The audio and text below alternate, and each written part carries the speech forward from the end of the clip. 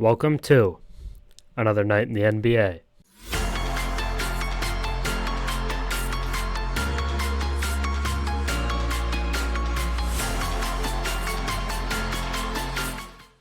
This is your 10-minute recap of the last night of NBA hoops. And we're here today, new background. We got hoops in the city out here. I hope you all like it.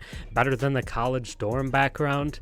But let's just kick it right into this night of NBA action, where we did have 7 games on the night. But I want to start off with the main topic, what I believe is the main topic, which is the Toronto Raptors, who beat the Suns 112-105. The Suns heading into this game were on a 7-game win streak and look like arguably one of the hottest teams in the league.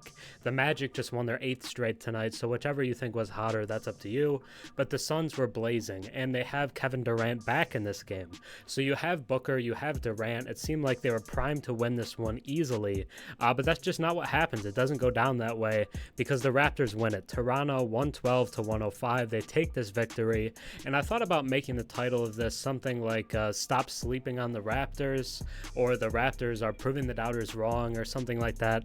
But they're 9-10 on the season, which is, not great if we're being completely honest here, but they're really unpredictable. So I think that's what the title is going to be, is that the Raptors are the most unpredictable team in the NBA because they have some of the best wins in the league so far this year, but also have what I would say is some of the worst losses. Not the worst necessarily, but not great losses. So just looking through some of their impressive wins, because they have a lot of them. They start the season with a win over the Minnesota Timberwolves, who are the number 1 seed in the Western Conference right now. So they've beaten them. They beat the Bucks on November 1st, who have also been very good this year. They beat the Mavs, who have been one of the better teams in the Western Conference. They beat the Pacers as well when the Pacers were really hot, and they outscored them. They beat them 132-131. That's the impressive part, is it wasn't some defensive battle. They went up against this vaunted Pacers offense and they took them down, and then they beat the Suns tonight. So a lot of impressive wins on the season, but then you see them losing to teams like the Nets. Then there are some games that you maybe expect them to lose, but they get blown out by the Sixers on November 2nd, right after they beat the Bucks, and you thought that was a game that they might take. They do not. They have also lost to the Bulls and the Trailblazers. So they kind of feel like the most unpredictable team on any given night, because they could take down some sort of giant. They could beat this great team, but they could also lose to a team that's not all that good, if we're being completely honest. But they were on their stuff in this game. Like, the Raptors looked good, and that's why they win it. They get 22 points from Pascal Siakam, who was a +9 on the game. He also added 9 rebounds and 3 assists. Dennis Schroder was pretty solid. Dennis Schroder was not solid. That's my bad. I thought earlier when I was looking at Real, he was pretty solid, but he must have slipped down as the game went on. But Jakob Poeltl was kind of the standout as a big man for them in this game, because Jakob had 17 points on 8 of 9 shooting. It was a watch of whether he was going to shoot 100% from the field. Didn't end up doing it. They also get 23 points, 7 rebounds, 4 assists, and 3 blocks from Scottie Barnes, who is doing everything for them tonight, +14. Had the most positive impact on this game, and Scottie feels like the best player on this team now. Siakam's great. I don't want to say that as some sort of negative against Siakam, but Scottie has taken a legitimate jump this year, and wow, does he look good. They get 14 off the bench from Precious Achiuwa, and then 13 from Gary Trent Jr. They shoot 45% from the field and 37% from 3, which was good enough to get it done. Like, those are about average numbers. They're not great, but they held the Suns to awful shooting numbers, which is why they win this game. And the Suns get a lot of free throws and make almost all of them. A game where you shoot 22 of 23 from the line, I would say you expect to win that on probably most nights, but they don't, because the Raptors did a great job, especially on the Suns stars, but we'll get to that in a minute. So the Suns as a whole shot 40% from the field and 26.9% from 3. They were awful shooting in this game, and that stemmed from their 2 stars. Kevin Durant, 30 points in this game, but don't let that deceive you, because the guy put up 11 out of 30 from the field. Making 11 shots, putting up 30 points is cool, but putting up putting up 30 points on 30 shots, not as cool. Shoots basically 33% from the field, 2 of 8 from 3 as well. And then Booker goes 2 of 12 from the field for 8 points, was a minus 15, which is the worst on the entire team, which is weird because Booker's been great this year. Booker legitimately has been one of the best players in the league. It looked like he was asserting himself as one of the better point guards in the league because coming into this game, he was averaging about 9 assists per game. He had really just kind of shockingly excelled in that point guard spot, but Booker and KD both struggle in this game. I guess it was kind of due, but their 7-game win streak comes to an end and they lose to Toronto. Yusuf Nurkic, best player for them, 19 points, 14 rebounds, 6 assists, and 2 blocks in this game on 67% shooting. A great game from Nurkic and was a +2, the best among their starters, but the Raptors come out on top because of their defense and because of the depth of this team, because multiple guys off the bench, like I said, in double figures. Every starter goes in double figures except for Dennis Schroder, who had 8, but he also has 12 assists. So it's still a positive game overall, I'd say, for Dennis Schroder because of the impact he was making with his playmaking for others. But the Raptors continue to be arguably the most unpredictable team in the NBA, taking down contenders, especially in the West. They now have a gauntlet of West contenders that they've taken down, including the Suns, Timberwolves, and the Mavs, and they also beat the Bucks earlier in the year. So really impressive for Toronto, but really unpredictable because, like I said, lost to the Bulls and the Blazers as well, but very fun watch, and hopefully they turn it around moving forward and continue this into kind of a hot streak. But now let's shoot around the NBA, look at different outcomes, and try to get an idea of what happened on this night of NBA basketball.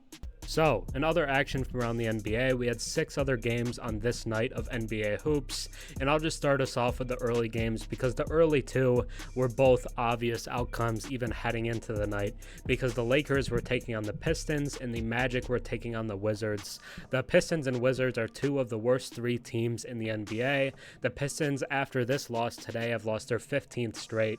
The Lakers beat them 133-107 and get 35 points and 9 assists from D'Angelo Russell, who was just great in this game. It was the best game of his season so far. They also get high 20s from both Anthony Davis and LeBron James, and the guys for them showed out and they beat a team that they should beat and handle the Pistons, beating them by 26 and giving them their 15th straight loss. On the other one, the Magic beat the Wizards 139-120 to send the Wizards to 3-15 on the year, second worst in the NBA, just ahead of the Pistons, because they won that toilet bowl matchup the other day. So the Magic stay ahead of them, 31 points and 6 rebounds from Franz Wagner in this victory.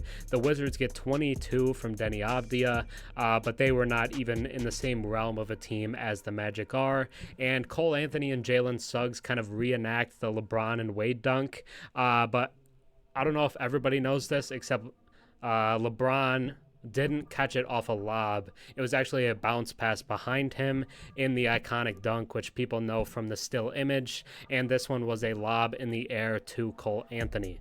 The Grizzlies take down the Jazz 105-91 without Lauri Markkanen. No Lowry in this game for Utah. They had won a couple against the Pelicans even without Lowry, but they couldn't keep that momentum in this one, and the Grizzlies kind of handle it and get their 4th win of the year. 17 points, 9 assists, and 7 rebounds for Desmond Bane, 6 blocks for Walker Kessler, but the Jazz and their kind of group of guys without a star in this game couldn't get it done. The Pelicans beat the Sixers without Embiid 124-114. Maxey was still good, 33 points, and Zion Williamson was perfect tonight, 100% from the field, 33 points on 100% shooting. Technically, if you want to nitpick him, he did miss a free throw, but this is about as perfect as you can get of a game from Zion Williamson. The Nuggets take down the Rockets 134-124, avoid losing their 3rd straight to the Rockets, which would have been a bad look for them, but Jamal Murray's back in this game. Jokic has 32, 15 and 10, 32 points, 15 assists, and 10 rebounds. And then Michael Porter Jr. goes for over 30 as well. Jalen Green does put up 26 points and 9 assists, but the Nuggets win it regardless. And in what I would call an upset in the last game of the night, The Clippers finally turn it around. They move to 8-9 on the year after beating the Kings 131-117. 34 points and 9 rebounds for Kawhi Leonard, and James Harden puts up 17 points in the first quarter alone. So a real needed kind of bounce back for Harden and the Clippers, and the Kings get 40 points from De'Aaron Fox despite the loss. But now, as always, I want to get into the last segment of the night, which is the top 5 players according to the Real Sports app. I want to do this to kind of showcase who the best performers were on any given night, who the impressive games came from, and let's get into it here. I believe number 1 should be Zion, but we'll see who it ends up being. And give me a sec, I know, hard to pull this up, I guess. At number 1, we have D'Angelo Russell, Lakers legend D-Lo. No longer deloading, call that boy deloaded. At number 1, 35 points, 9 assists, and 76% from the field. Jokic at 2 with 32 points, 15 assists, and 10 rebounds. Zion Williamson comes in at 3 with 33 points, 8 rebounds, and 100% from the field unless he missed a shot late. He did miss a shot late that didn't matter, so I was wrong before actually. Was 100% before missing a shot that didn't impact the outcome of the game. Michael Porter Jr. at number 4 with 30 points, 10 rebounds, and 7 made threes. Michael never swing the rock. Porter strikes again. And then Kawhi Leonard at number 5 with 34 points, 9 rebounds, and 78% from the field. But that'll do it for this night in the NBA. Another night in the NBA. Thanks for watching. Think about subscribing. I'm on the road to 12,000 subscribers, so if you enjoy the daily recaps with the new background, think about sticking around and watching some more of them. But that'll do it for me, so I hope you guys enjoyed. Thanks again for watching. I'm Herm. Have a good one.